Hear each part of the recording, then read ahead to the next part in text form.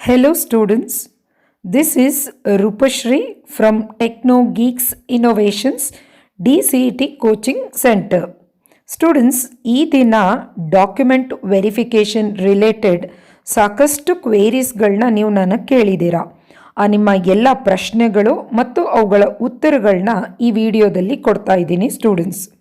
So totally 21 questions, very common questions ಮತ್ತು ಅದರ ಸೊಲ್ಯೂಷನ್ಸ್ನ ಇಲ್ಲಿ ಕೊಡ್ತಾ ಇದ್ದೀನಿ. ಸೊ DCET ರಿಲೇಟೆಡ್ ಸಾಕಷ್ಟು ವೀಡಿಯೋಸ್ಗಳನ್ನ ರಿಲೀಸ್ ಮಾಡಿದ್ದೀನಿ. ಆ ಎಲ್ಲ ವೀಡಿಯೋಸ್ ಲಿಂಕ್ಗಳನ್ನ ಈ ಡಿಸ್ಕ್ರಿಪ್ಷನ್ಸ್ನಲ್ಲಿ ಮೆನ್ಷನ್ ಮಾಡಿದ್ದೀನಿ ಸ್ಟೂಡೆಂಟ್ಸ್.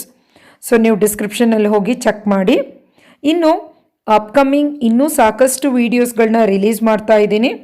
ಸೊ ಅವುಗಳ ಬಗ್ಗೆ ಇನ್ಫಾರ್ಮೇಷನ್ ನಿಮಗೆ ಡೈರೆಕ್ಟಾಗಿ ರಿಸೀವ್ ಆಗಬೇಕು ಅಂತ ಅಂದರೆ ಈ ಚಾನಲನ್ನು ಸಬ್ಸ್ಕ್ರೈಬ್ ಮಾಡ್ಕೊಳ್ಳಿ ಸ್ಟೂಡೆಂಟ್ಸ್. ಸೊ ಮೊದಲನೇ ಪ್ರಶ್ನೆ, ಕೋರ್ಸ್ ಕಂಪ್ಲೀಷನ್ ಸರ್ಟಿಫಿಕೇಟ್ ಮತ್ತು ಡಿಪ್ಲೊಮೊ ಸ್ಟಡಿ ಸರ್ಟಿಫಿಕೇಟ್ ಎರಡು ಸೇಮಾ ಡಿಫ್ರೆಂಟಾ ಅಂತ ಕೇಳಿದ್ದೀರಾ. ಎರಡೂ ಸೇಮೇ. ಕೋರ್ಸ್ CC ಸರ್ಟಿಫಿಕೇಟ್ ಅಂದರೂ ಅದೇನೆ, ಡಿಪ್ಲೊಮೊ ಸ್ಟಡಿ ಸರ್ಟಿಫಿಕೇಟ್ ಅಂತ ಅಂದ್ರೂ ಸೇಮ್. ಸೊ ಪ್ರಶ್ನೆ 2, ಫಿಟ್ನೆಸ್ ಸರ್ಟಿಫಿಕೇಟ್ ಮತ್ತು ಮೆಡಿಕಲ್ ಸರ್ಟಿಫಿಕೇಟ್ ಎರಡು ಸೇಮಾ ಅಂತ ಕೇಳಿದ್ದೀರಾ. ಹೌದು, ಫಿಟ್ನೆಸ್ ಸರ್ಟಿಫಿಕೇಟ್ ಅಂದ್ರೂ ಅದೇನೆ, ಮೆಡಿಕಲ್ ಸರ್ಟಿಫಿಕೇಟ್ ಅಂತ ಅಂದ್ರೂ ಅದೇನೆ. ಸೊ ಫಿಟ್ನೆಸ್ಸಲ್ಲಿ ನಿಮ್ಮ ಹೈಟು ವೆಯ್ಟು ಸೊ ಸುಮ್ಮನೆ ಒಂದು ಜನರಲ್ ಚೆಕಪ್ ಮಾಡ್ತಾರೆ. ಸೊ ಆ ಜನರಲ್ ಚೆಕಪ್ಪಲ್ಲಿ ನಿಮ್ಮದು ಬ್ಲಡ್ ಗ್ರೂಪ್ ಏನಿದೆ, ಸಮಥಿಂಗ್ ಲೈಕ್ ದ್ಯಾಟ್, ಒಂದು ಸ್ಮಾಲ್ ಒಂದು ವೆರಿಫಿಕೇಷನ್ ಅಂದರೆ ಒಂದು ಟೆಸ್ಟ್ ಮಾಡಿಬಿಟ್ಟು ನಿಮ್ಗೆ ಸರ್ಟಿಫಿಕೇಟ್ ಕೊಡ್ತಾರೆ students. So third question, diploma study ಸರ್ಟಿಫಿಕೇಟ್ಗೆ BEO ಸಿಗ್ನೇಚರ್ ಆಗಬೇಕಾ ಅಂತ ಕೇಳಿದ್ದೀರಾ. ಸೊ ಡಿಪ್ಲೊಮೊ ಸ್ಟಡಿ ಸರ್ಟಿಫಿಕೇಟಿಗೆ BEO signature it is not required, ಬೇಕಾಗಿಲ್ಲ. So only school related study ಸರ್ಟಿಫಿಕೇಟ್ಗಳಿಗೆ ಮಾತ್ರ BEO ಸಿಗ್ನೇಚರ್ ಡಿಪೆಂಡ್ ಇರ್ತದೆ. ಫೋರ್ತ್ ಕ್ವೆಶನ್, ಅಪ್ಲಿಕೇಶನ್ ಫಾರ್ಮ್ ಕಳೆದೋಗಿದೆ ಮ್ಯಾಮ್ ಅಥವಾ ಅಪ್ಲಿಕೇಶನ್ ಫಾರ್ಮ್ನ ನಾವು ಪ್ರಿಂಟ್ ತಗೊಂಡಿಲ್ಲ ಅಂತ ಕೇಳಿದ್ದೀರಾ. ಸೊ ಈಗಾಗಲೇ ನಾನು ಅದಕ್ಕೆ ಒಂದು ವಿಡಿಯೋ ಮಾಡಿದ್ದೀನಿ students, how to download. Anyways ಡಿಸ್ಕ್ರಿಪ್ಷನಲ್ಲಿ ಲಿಂಕನ್ನು ಕೊಟ್ಟಿದ್ದೀನಿ. ಸೊ ನೀವು ಹೋಗಿ ಚೆಕ್ ಮಾಡಿ ನೀವು ಅಪ್ಲಿಕೇಶನನ್ನು ಯಾವ ರೀತಿ ಡೌನ್ಲೋಡ್ ಮಾಡಬಹುದು ಅನ್ನೋ ಡೀಟೇಲ್ಸ್ನ ಪ್ರೊವೈಡ್ ಮಾಡಿದ್ದೀನಿ. So question number 5, so income limit 2A 2B 3A 3B ಎಷ್ಟಿದೆ ಅಂತ ಕೇಳಿದ್ದೀರಾ. ಸೊ ಲೆಸ್ ದೆನ್ 8 lakh ನಿಮ್ಮ ತಂದೆ ಅಥವಾ ನಿಮ್ಮ ತಾಯಿಯ ಆ್ಯನ್ಯುಯಲ್ ಇನ್ಕಮ್ ಯಾರ್ದಾದ್ರೂ ಒಬ್ರದು, ಇಬ್ಬರದು ಸೇರಿ ಲೆಸ್ ದೆನ್ 8 lakh ಇದ್ದರೂ ಓಕೆ, ಅಥವಾ ಇಬ್ಬರದು ಸೇರಿ ಮೋರ್ ದೆನ್ 8 lakh ಹೋದರೆ, so annual income more than 8 lakh ಹೋದರೆ ನಿಮಗೆ ಆ ರಿಸರ್ವೇಷನ್ ಕೋಟಾ ಅಪ್ಲಿಕೇಬಲ್ ಆಗೋದಿಲ್ಲ. ಸೊ ಕೆಲವು ಮಾಸ್ ಕಾರ್ಡ್ಸ್ಗಳು ನಮ್ಮ ಹತ್ರ ಇಲ್ಲ ಮ್ಯಾಮ್, ಅದನ್ನು ಜೆರಾಕ್ಸ್ ತಗೊಂಡು ಹೋಗ್ಬೋದಾ ಅಂತ ಕೇಳ್ತಿದ್ದೀರಾ.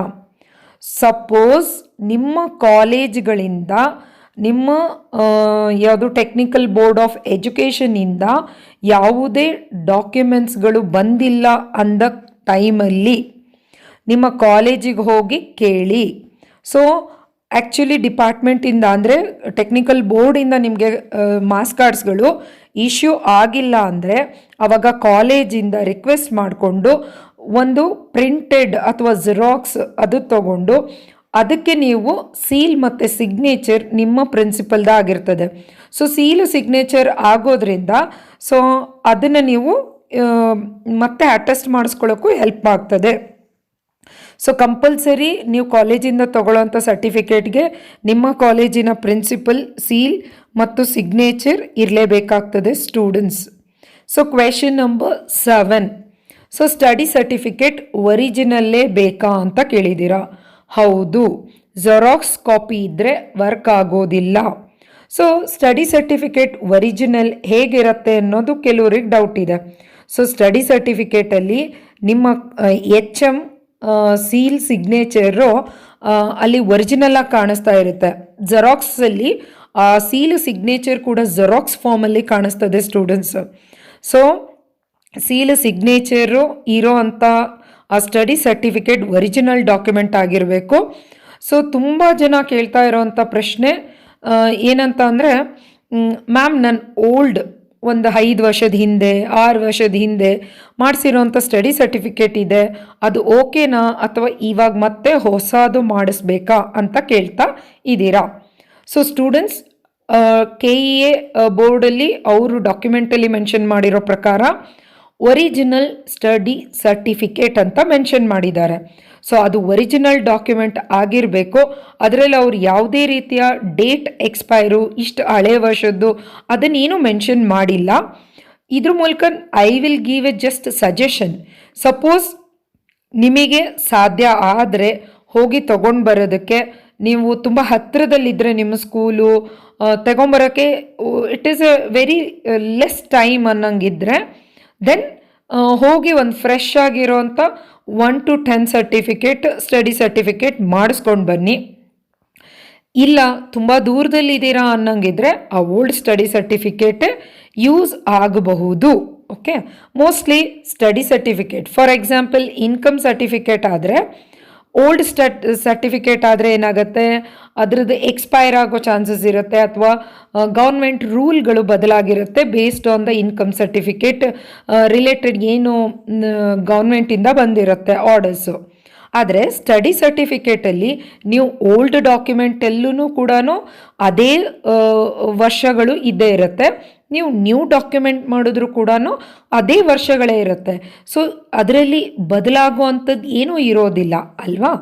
ಆದರೆ ಆ ಸ್ಟಡಿ ಸರ್ಟಿಫಿಕೇಟಲ್ಲಿ ನಿಮ್ಮ HM ಸೀಲು ಸಿಗ್ನೇಚರ್ ಇರಬೇಕು, ಒರಿಜಿನಲ್ಲಾಗಿ ಕಾಣಿಸ್ಕೋಬೇಕು, ಜೆರಾಕ್ಸ್ ಫಾರ್ಮಲ್ಲಿ ಇರಬಾರ್ದು. ಜೊತೆಗೆ ನಿಮ್ಮ BEO ಸಿಗ್ನೇಚರು ಸೀಲು ಅದು ಕೂಡ ಇರಬೇಕು. ಇದೆಲ್ಲ ಇದ್ದರೆ ನಿಮ್ಮ ಓಲ್ಡ್ ಡಾಕ್ಯುಮೆಂಟೇ ವರ್ಕ್ ಆಗಬಹುದು. ಓಕೆ, ಇನ್ನು ಕ್ವೆಶನ್ ನಂಬರ್ 8, ಮ್ಯಾಮ್ ಪ್ರಿಂಟೌಟ್ನ ಬ್ಲ್ಯಾಕ್ ಆ್ಯಂಡ್ ವೈಟ್ ತಗೋಬೇಕಾ ಕಲರ್ ತಗೋಬೇಕಾ ಅಂತ ಕೇಳ್ತಿದ್ದೀರಾ.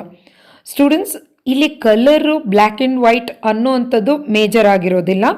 ಕೆಲವೊಂದು ಒರಿಜಿನಲ್ ಡಾಕ್ಯುಮೆಂಟಲ್ಲಿ ನಿಮ್ಮ ಸೀಲು ಸಿಗ್ನೇಚರು ಅಥವಾ ನಿಮ್ಮ ಪಿಕ್ಸ್ಗಳಿದ್ದು ಆ ಕ್ಲಾರಿಟೀಸ್ ಬೇಕು ಅನ್ನೋ ಹಾಗಿದ್ರೆ you go for the colour. Suppose normal document ಆಗಿದ್ದರೆ take a printout. For example ನಿಮ್ಮ ಅಪ್ಲಿಕೇಶನ್ ಫಾರ್ಮ್ ಇರ್ಬೋದು, ನಿಮ್ಮ ಹಾಲ್ ಟಿಕೆಟ್ ಇದು ಡೌನ್ಲೋಡ್ ಮಾಡಿದ್ದಂಥದ್ದು ಇರಬಹುದು, ಅಥವಾ ನಿಮಗೆ ಈಗ DCET ರ್ಯಾಂಕಿಂಗ್ ಅನೌನ್ಸ್ ಆಗಿದೆ ಅಲ್ವಾ, ಅದರದನ್ನೇ ನೀವು ಪ್ರಿಂಟ್ಔಟ್ ತಗೋಸ್ಕೋಬೇಕು. ಸೊ ಅದರಲ್ಲಿ ಕಲರ್ ಅಲ್ಲ ಇಂಪಾರ್ಟೆಂಟ್, ಡಾಕ್ಯುಮೆಂಟಲ್ಲಿ data is important. Anyways KEA ಬೋರ್ಡಿನ ಡಾಕ್ಯುಮೆಂಟಲ್ಲಿ ಅವರು ಕಲರ್ದೇ ತಗೋಬೇಕು ಅಂತೇಳ್ಬಿಟ್ಟು ಎಲ್ಲೂ ಮೆನ್ಷನ್ ಏನು ಮಾಡಿಲ್ಲ. So that black and white is also it is okay. Okay, ಇನ್ನು ಅಕಸ್ಮಾತ್ ಅಲ್ಲಿ ಕಲರ್ ಎಸೆನ್ಷಿಯಲ್ ಇದೆ ಅಂತ ನಿಮ್ಗೆ ಅನಿಸಿದ್ರೆ then you can take colour printout. ಅದೇನು ಮೇಜರ್ ಡಿಫ್ರೆನ್ಸನ್ನು ಕೊಡೋದಿಲ್ಲ ಅಂದ್ಕೊಳ್ತೀನಿ.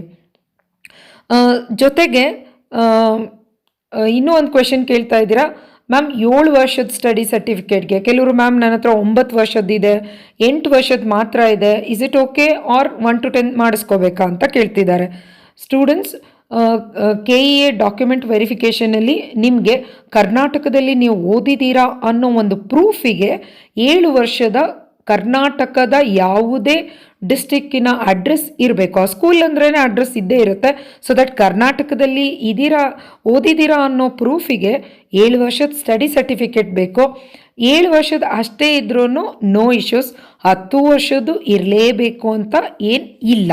ಓಕೆ, ಬಟ್ ಕನ್ನಡ ಮೀಡಿಯಮ್ ಅಥವಾ ರೂರಲ್ಲಿಗೆ ನೀವು ಬರೋದಾದರೆ 1 to 10th ಕಂಪ್ಲೀಟ್ 10 ವರ್ಷದ್ದು ಡಾಕ್ಯುಮೆಂಟ್ ಇದ್ದರೆ ಮಾತ್ರ ವ್ಯಾಲಿಡ್ ಆಗುತ್ತೆ. ಅದರಲ್ಲಿ ಒಂದೇ ಒಂದು ವರ್ಷ ಕಡಿಮೆ ಇದ್ದರೂ ಕೂಡ ವ್ಯಾಲಿಡ್ ಆಗೋದಿಲ್ಲ. ಓನ್ಲಿ ಸ್ಟಡಿ ಸರ್ಟಿಫಿಕೇಟ್ಗೆ 7 years is more enough. So 9ನೇ ಪ್ರಶ್ನೆ, ಅದೇ 7 ವರ್ಷದ ಸ್ಟಡಿ ಸರ್ಟಿಫಿಕೇಟ್ ಆಯಿತು. 10ನೇ ಪ್ರಶ್ನೆ, ಚಲನ್ ಒರಿಜಿನಲ್ ಕಾಪಿ ಇಲ್ಲ ಮ್ಯಾಮ್ ಅಂತ ಹೇಳಿದ್ದೀರಾ. ಆ್ಯಕ್ಚುಲಿ ಕಳೆದ ಹಳೆ ವರ್ಷಗಳಲ್ಲಿ ಮಕ್ಕಳು ಚಲನ್ ಥ್ರೂ ಅಮೌಂಟನ್ನು ಅಪ್ಲಿಕೇಶನ್ ಫಾರ್ಮ್ನ ಫಿಲ್ ಮಾಡುವಾಗ ಚಲನ್ ಥ್ರೂ ಅಮೌಂಟನ್ನು ಫಿಲ್ ಮಾಡ್ತಾಯಿದ್ರು. ಈ 2020 ಬ್ಯಾಚ್ ಸ್ಟೂಡೆಂಟ್ಸು ಆನ್ಲೈನ್ ಪೇಮೆಂಟ್ ಮಾಡಿದ್ದೀರಾ. 650 rupees ಆನ್ಲೈನ್ ಪೇಮೆಂಟನ್ನು ನೀವು ಡ್ರಾಫ್ಟ್ ಥ್ರೂ ಈ ಥರ ಎಲ್ಲ ಮಾಡಿರೋದ್ರಿಂದ, ಆನ್ಲೈನ್ ಥ್ರೂ ಮಾಡಿರೋದ್ರಿಂದ ನಿಮ್ಮ ಹತ್ರ ಚಲನ್ ಕಾಪಿ ಇಲ್ಲ, ಕೆಲವ್ರ ಹತ್ರ ಚಲನ್ ಕಾಪೀಸ್ ಇಲ್ಲ. ಸೊ ಅದಕ್ಕೆ ಏನು ಮಾಡ್ಬೋದು ಅಂದರೆ, ನೀವು ಆ 650 ರುಪೀಸ್ನ ನೀವು DCT KA ಬೋರ್ಡಿಗೆ ನೀವು ಪೇ ಮಾಡಿದ್ದೀರಾ ಅನ್ನೋದಕ್ಕೆ ಅಲ್ಲಿ ಒಂದು ನಿಮಗೆ ಸ್ಕ್ರೀನ್ಶಾಟು ಅಥವಾ ಪೇಮೆಂಟ್ ರಿಸಿಪ್ಟ್ ಅಂತೇಳ್ಬಿಟ್ಟು ನೀವು ಯಾವುದೇ ಆನ್ಲೈನ್ ಪೇಮೆಂಟ್ ಮಾಡಿದರೂ ಈಗ ಕೂಡ ಹೋಗಿ ಸರ್ಚ್ ಮಾಡಿ ಆ ಡಾಕ್ಯುಮೆಂಟ್ ನಿಮಗೆ ಸಿಗುತ್ತೆ. ಅದರದನ್ನು ಒಂದು ಸ್ಕ್ರೀನ್ಶಾಟ್ ತಗೊಂಡು ಪ್ರಿಂಟೌಟ್ ತಗೊಂಡು ಇಟ್ಕೊಳ್ಳಿ. That is called original. Challan ಕಾಪಿಗೆ ಈಕ್ವಲೆಂಟ್ ಆಗ್ತದೆ ಸ್ಟೂಡೆಂಟ್ಸ್. ಇನ್ನು 11th question, study certificate Kannada medium ಮತ್ತು rural, Kannada medium certificate, rural study certificate ಮತ್ತು ಈ ಜನರಲ್ ಸ್ಟೂಡೆಂಟ್ಸ್ ಎಲ್ಲ ಮಕ್ಕಳಿಗೂ ಸ್ಟಡಿ ಸರ್ಟಿಫಿಕೇಟ್. ಈ 3 ಸರ್ಟಿಫಿಕೇಟ್ಗಳಿಗೆ BEO seal and signature it is very essential. Okay, ಅದನ್ನು ಕೂಡ KA ಬೋರ್ಡಲ್ಲಿ ಮೆನ್ಷನ್ ಮಾಡಿದ್ದಾರೆ. ಓಕೆ, ಇನ್ನು 12th question, income certificate validity ಮುಗ್ದೋಗಿದೆ ಮ್ಯಾಮ್, ಏನು ಮಾಡಬೇಕು ಅಂತ ಕೇಳಿದ್ದೀರಾ. ನೋಡಿ ಸ್ಟೂಡೆಂಟ್ಸ್, ನಿಮ್ಮ ಡಾಕ್ಯುಮೆಂಟ್ ವೆರಿಫಿಕೇಷನ್, ನೀವು ಅಪ್ಲಿಕೇಶನ್ ಹಾಕುವಾಗ ನೀವು ಯಾವ ಕ್ಯಾಸ್ಟ್ ಅಂತೇಳಿ ಹಾಕಿದ್ದೀರಾ ಅಂದರೆ 2A 2B 3A 3B SCನ STನ ಏನೋ ಒಂದು ನೀವು ನಿಮ್ಮ ಕೆಟಗರಿ ಮೆನ್ಷನ್ ಮಾಡಿದ್ದೀರಾ. ಆ ಕೆಟಗರಿ ಮೆನ್ಷನ್ ಮಾಡಿರೋದಕ್ಕೂ ನಿಮ್ಮ ಹತ್ರ ಡಾಕ್ಯುಮೆಂಟ್ ಇರಬೇಕು. ನೀವು ಅಪ್ಲಿಕೇಶನ್ ಹಾಕುವಾಗ ನಿಮ್ಮ ಇನ್ಕಮ್ ಲಿಮಿಟ್ ಎಷ್ಟಿದೆ ಅಂತ ಮೆನ್ಷನ್ ಮಾಡಿರ್ತೀರಾ, ಅದಕ್ಕೆ ಕೂಡ ಡಾಕ್ಯುಮೆಂಟ್ನ ನೀವು ಸಬ್ಮಿಟ್ ಮಾಡಬೇಕು. ಆದರೆ ಸಪೋಸ್ ಇನ್ವ್ಯಾಲಿಡ್ ಆಗಿದ್ದರೆ ಅಥವಾ ಎಕ್ಸ್ಪೈರ್ ಆಗಿದ್ದರೆ ನಿಮ್ಮ ಡಾಕ್ಯುಮೆಂಟ್ ವೆರಿಫಿಕೇಷನ್ನು ಸದ್ಯದ ಪರಿಸ್ಥಿತಿಲಿ ಅವರು ಮೆನ್ಷನ್ ಮಾಡಿರೋ ಪ್ರಕಾರ December 10th, December 11th, December 12th, so 3 ದಿನ ನಡೀತಾ ಇದೆ. ಸೊ ನಿಮ್ಮ ರ್ಯಾಂಕಿಂಗ್ ಯಾವತ್ತಿರುತ್ತೆ ಅವತ್ತು ನೀವು ಡಾಕ್ಯುಮೆಂಟ್ ವೆರಿಫಿಕೇಷನ್ಗೆ ಹೋಗಿ, ಸೊ ಎಕ್ಸ್ಪೈರ್ ಆಗಿರೋದಕ್ಕೆ ಈಗಾಗಲೇ ನೀವು ಅದಕ್ಕೆ ಅಪ್ಲೈ ಮಾಡಿರಬೇಕು. ಆ ನ್ಯೂ ಡಾಕ್ಯುಮೆಂಟ್, ನ್ಯೂ ಇನ್ಕಮ್ ಸರ್ಟಿಫಿಕೇಟ್ನ ತಗೊಳ್ಳೋದಕ್ಕೆ ಸಮ್ ಪ್ರಾಸೆಸ್ಗಳೆಲ್ಲ ಇರುತ್ತೆ ಸ್ಟೂಡೆಂಟ್ಸ್, ಅದು ನಿಮಗೆ ಚೆನ್ನಾಗಿ ಗೊತ್ತಿರುತ್ತೆ. ನೀವು ಈಗಾಗಲೇ ಅಪ್ಲೈ ಮಾಡಿದ್ದು ಅದು ಬರೋದಕ್ಕೆ ಪೆಂಡಿಂಗ್ ಇದ್ದರೆ, ಒಟ್ಟಾರೆ ನಿಮ್ಮ document verification on the day ನಿಮ್ಮ ಹತ್ರ ಇನ್ಕಮ್ ಸರ್ಟಿಫಿಕೇಟು ಇರಬೇಕಾಗ್ತದೆ ಸ್ಟೂಡೆಂಟ್ಸ್. ಅಕಸ್ಮಾತ್ ಒಂದಿನ ಹೆಚ್ಚು ಕಮ್ಮಿಲಿ ನಿಮಗೆ ತಹಶೀಲ್ದಾರಿಂದ ಅದು ಡಾಕ್ಯುಮೆಂಟ್ ಇಶ್ಯೂ ಆಗತ್ತೆ ಅನ್ನೋದಾದರೆ ಡಾಕ್ಯುಮೆಂಟ್ ವೆರಿಫಿಕೇಷನ್ ಹೋದಾಗ ರಿಕ್ವೆಸ್ಟ್ ಮಾಡಿ. ಮೋಸ್ಟ್ ಪ್ರಾಬಬಲಿ 12th ಇರೋದ್ರಿಂದ, ಫಾರ್ ಎಕ್ಸಾಂಪಲ್ ನಿಮ್ಮದು 10th ಡಾಕ್ಯುಮೆಂಟ್ ವೆರಿಫಿಕೇಷನ್ ಆಗತ್ತೆ. ಸೊ ನೀವು ರಿಕ್ವೆಸ್ಟ್ ಮಾಡಿಕೊಂಡು ಪರ್ಮಿಷನ್ ತಗೊಂಡು ಬನ್ನಿ. ನಾನು ಇನ್ನು 12ನೇ ತಾರೀಕುವರೆಗೂ ಎನಿವೇಸ್ ಡಾಕ್ಯುಮೆಂಟ್ ವೆರಿಫಿಕೇಷನ್ ಕಂಡಕ್ಟ್ ಆಗ್ತಾ ಇರುತ್ತೆ. ಸೊ 12ನೇ ತಾರೀಕು ಒಳಗಡೆಗೆ ನೀವು ಸಬ್ಮಿಟ್ ಮಾಡಿದ್ರೆ ಆವಾಗ ಕೂಡ ನೀವು ಈ ಇನ್ಕಮ್ ರಿಸರ್ವೇಷನ್, ಕೆಟಗರಿ ರಿಸರ್ವೇಷನ್ಗೆ ನೀವು ಪಾರ್ಟಿಸಿಪೇಟ್ ಮಾಡಲಿಕ್ಕೆ ಆಗುತ್ತೆ. ಒಂದು ವೇಳೆ ಡಾಕ್ಯುಮೆಂಟ್ ವೆರಿಫಿಕೇಷನ್ ಟೈಮ್ ಮುಗಿಯೋದ್ರ ಒಳಗಡೆಗೆ ಅವರು ನಿಮಗೆ ಯಾವ ಟೈಮ್ನ ಕೊಟ್ಟಿರ್ತಾರೆ ಆ ಟೈಮ್ ಮುಗಿಯೋದ್ರ ಒಳಗಡೆ ಡಾಕ್ಯುಮೆಂಟ್ ಕೊಟ್ಟರೆ ಮಾತ್ರ ವ್ಯಾಲಿಡ್ ಆಗುತ್ತೆ. ಸಪೋಸ್ ನೀವು ಅದ್ರ ಒಳಗಡೆ ಕೊಡದೇ ಇದ್ದರೆ ಅವರು ನಿಮಗೋಸ್ಕರ ಒಬ್ಬರಿಗೆ ವೆಯ್ಟ್ ಮಾಡಿಕೊಂಡು, ಯಾರೂ ವೆಯ್ಟ್ ಮಾಡಲ್ಲ ಸ್ಟೂಡೆಂಟ್ಸ್. ಈಗಾಗಲೇ ನಿಮ್ಮ ರ್ಯಾಂಕಿಂಗ್ ಲೇಟಾಗಿ ಅನೌನ್ಸ್ ಆಗಿದೆ, ಸಾಕಷ್ಟು ಪ್ರಾಸೆಸ್ ಮುಗಿಸ್ಕೊಂಡು ಕಾಲೇಜಸ್ಗೆ ಹೋಗಬೇಕು. ಸೊ ಐ ಥಿಂಕ್ ತುಂಬ ವೆಯ್ಟ್ ಮಾಡಲ್ಲ ಅವರು. ಸೊ ಡೇಟ್ ಮುಗ್ದಿದ್ರೆ ನೀವೇ ರಿಸರ್ವೇಷನ್ಗೆ ಅಪ್ಲೈ ಮಾಡೋದಕ್ಕೆ ಸಾಧ್ಯ ಆಗೋದಿಲ್ಲ. ಇನ್ನು 13th ಕ್ವೆಶನ್, ಹಾಲ್ ಟಿಕೆಟ್ ಅಲ್ಲಿ ಎಕ್ಸಾಮಿನರ್ ಸಿಗ್ನೇಚರ್ ಇರಲೇಬೇಕಾ ಅಂತ ಕೇಳ್ತಾರೆ. ಆಬ್ವಿಯಸ್ಲಿ ಎಸ್, ಯಾಕಂದರೆ ನೀವು ಎಕ್ಸಾಮ್ ಬರೆದಿದ್ದೀರಾ, ಅಲ್ಲಿ ಎಕ್ಸಾಮಲ್ಲಿ ಹಾಲ್ ಟಿಕೆಟ್ ಮೇಲೆ ಅವ್ರು ಬಂದು ಸಿಗ್ನೇಚರ್ ಮಾಡಬೇಕಾಗಿರುತ್ತೆ. ಸೊ ಈಗ ಅದು ಅವತ್ತೇ ನೋಡ್ಕೋಬೇಕಲ್ವಾ. ಸಪೋಸ್ ಈಗ ಮಾಡಿಲ್ಲ ಅಂದರೆ ಈಗ ಹೋಗಿ ಅಂತೂ ಮಾಡಿಸ್ಕೊಂಡು ಬರೋಕ್ಕೆ ಅದು ಆಪ್ಷನ್ನೇ ಇಲ್ಲ ಅಲ್ವಾ. ಸೊ ದ್ಯಾಟ್ ಇದನ್ನು ನೀವು ಡಾಕ್ಯುಮೆಂಟ್ ವೆರಿಫಿಕೇಷನ್ ರೌಂಡಲ್ಲಿ ಹೋದಾಗ ಅದಕ್ಕೆ ನೀವು ರಿಕ್ವೆಸ್ಟ್ ಮಾಡ್ಕೊಳ್ಳಿ. ಮೋಸ್ಟ್ಲಿ ಅವರು ಇದಕ್ಕೆ ಒಂದು ಪ್ರಾಪರ್ ಸೊಲ್ಯೂಷನ್ ಕೊಡ್ತಾರೆ. ಇನ್ನು challan copy. So challan copy ಬಗ್ಗೆ ಈಗಾಗಲೇ ಹೇಳಿದ್ದೀನಿ, ಕಳೆದೋಗಿದೆ ಅಂತ ಅಂದರೆ ನೀವು ಆನ್ಲೈನ್ ಪೇಮೆಂಟ್ ಮಾಡಿದರೆ ಆನ್ಲೈನ್ ಪೇಮೆಂಟಿಂದು ಸ್ಕ್ರೀನ್ಶಾಟ್ನ ಕಾಪಿ ಇರಬೇಕು. ನೀವು ಚಲನ್ನಲ್ಲಿ ಥ್ರೂನೇ ಪೇ ಮಾಡಿದರೆ ಚಲನ್ ಕಾಪಿ ಇರಲೇಬೇಕಾಗ್ತದೆ. ಸಪೋಸ್ ಸಾಧ್ಯ ಆದರೆ ನೀವು ಯಾವ ಬ್ಯಾಂಕಲ್ಲಿ ಪೇ ಮಾಡಿದ್ದೀರಾ ಆ ಬ್ಯಾಂಕು ಕೂಡ ಒಂದು ಚಲನ್ ಕಾಪಿನ ಅವರ ಒಂದು ರೆಫರೆನ್ಸಿಗೆ ಬ್ಯಾಂಕಲ್ಲಿ ಇದ್ದೇ ಇರುತ್ತೆ. ಸಪೋಸ್ ಬ್ಯಾಂಕ್ ಥ್ರೂ ತಗೊಂಡಿದ್ರೆ ಹೋಗಿ ಒಂದ್ಸರಿ ಬ್ಯಾಂಕಲ್ಲಿ ಹೋಗಿ ಆ ಡೇಟ್ ಆ ಟೈಮನ್ನು ಹೇಳಿ ಒಂದು ಬ್ಯಾಂಕ್ ಮ್ಯಾನೇಜರ್ಗೆ ಈ ಥರ ನಮಗೆ DCET ಪ್ರಾಸೆಸ್ಸಿಗೆ ತುಂಬ ಪ್ರಾಬ್ಲಮ್ ಆಗುತ್ತೆ, ಸೊ ದಟ್ ಒಂದು ಕಾಪಿ ಜೆರಾಕ್ಸ್ನಾದರೂ ಪ್ರೊವೈಡ್ ಮಾಡಿ ಅಂತೇಳ್ಬಿಟ್ಟು ಬ್ಯಾಂಕ್ ಮ್ಯಾನೇಜರ್ಗೆ ರಿಕ್ವೆಸ್ಟ್ ಮಾಡಿ. ಸೊ ಬ್ಯಾಂಕಲ್ಲಿ ಏನಾದರೂ ಒಂದು ಕಾಪಿ ಇದ್ದರೆ most probably based on the request ನಿಮಗೆ ಪ್ರೊವೈಡ್ ಮಾಡಬಹುದು. Okay, so it is just a solution students. So 15th question. So Kannada medium apply ಆಗಬೇಕು ಅಂತ ಅಂದರೆ ಕಂಪಲ್ಸರಿ 1ನೇ ತರಗತಿಯಿಂದ 10ನೇ ತರಗತಿವರೆಗೂ ಕನ್ನಡ ಮೀಡಿಯಮ್ಮಲ್ಲೇ ಓದಿರಬೇಕು. ಯಾವುದಾದ್ರೂ ಒಂದು ಮಧ್ಯದಲ್ಲಿ ಒಂದು ಕ್ಲಾಸನ್ನು ನೀವು ಕನ್ನಡದಲ್ಲಿ ಓದಿಲ್ಲ ಅಂದರೆ ನಿಮಗೆ ಕನ್ನಡ ಮೀಡಿಯಮ್ ಕೋಟ ಅಪ್ಲಿಕೇಬಲ್ ಆಗೋದಿಲ್ಲ. ಓಕೆ, ಇನ್ನು 16th ಕ್ವೆಶನ್. ರೂರಲನ್ನು ನಮ್ಮ ಊರು ಇದು ರೂರಲ್ಲಿಗೆ ಬರುತ್ತಾ ಮ್ಯಾಮ್ ಅಂತ ಕೆಲವ್ರು ಕೇಳ್ತಾ ಇದ್ದೀರಾ. ಸೊ ದ್ಯಾಟ್ ಅದು ರೂರಲ್ಲಿಗೆ ಯಾವ ಎಲ್ಲ ಪ್ಲೇಸಸ್ಗಳು ಅಂಡರ್ ರೂರಲ್ ಬರೋದಿಲ್ಲ ಅನ್ನೋ ಅಂಥ ಇನ್ಫಾರ್ಮೇಷನನ್ನು ನಾನು ಹೊಸದು ಒಂದು ವಿಡಿಯೋ ಮಾಡ್ತೀನಿ. ಅದರಲ್ಲಿ ಎಲ್ಲ ಊರುಗಳ ಹೆಸರುಗಳನ್ನ ನಾನು ಮೆನ್ಷನ್ ಮಾಡ್ತೀನಿ. ಸೊ ಆ ಪ್ಲೇಸಸ್ಗಳ ಹೆಸರನ್ನ ಬಿಟ್ಟು ಇನ್ನು ಉಳಿದಿರೋದೆಲ್ಲ ಪ್ಲೇಸಸ್ಗಳು ಅಂಡರ್ ರೂರಲ್ ಬರೋ ಅಂಥದ್ದಿರುತ್ತೆ. ಅದು ವಿತ್ ಡಾಕ್ಯುಮೆಂಟ್ ರೆಫರೆನ್ಸಲ್ಲೇ ನಾನು ಹೊಸದು ಮಾಡ್ತೀನಿ ನಿಮಗೆ ವಿಡಿಯೋ. ಸೊ ಅದು ರೂರಲ್ ಅನ್ನೋ ಒಂದು ಡಾಕ್ಯುಮೆಂಟೇ ಮಾಡಿಕೊಡ್ತೀನಿ, ಆಡಿಯೋ ಮಾಡಿಕೊಡ್ತೀನಿ. ಇನ್ನು 17th question. Diploma provisional certificate, study certificate ಇವೆರಡು ಒಂದೇನಾ ಅಂತ ಕೇಳ್ತಿದ್ದೀರಾ ಸ್ಟೂಡೆಂಟ್ಸ್. ಈಗಾಗಲೇ ನಾನು ಮೊದಲು ಮಾಡಿದಂಥ ಡಾಕ್ಯುಮೆಂಟ್ ವೆರಿಫಿಕೇಷನ್ ವಿಡಿಯೋದಲ್ಲೂ ನಾನು ಕ್ಲಿಯರಾಗಿ ಹೇಳಿದ್ದೆ, ಆದರೂ ಕೂಡ ಕ್ವೆಶನ್ ಕೇಳ್ತಿದ್ದೀರಾ ನೀವು.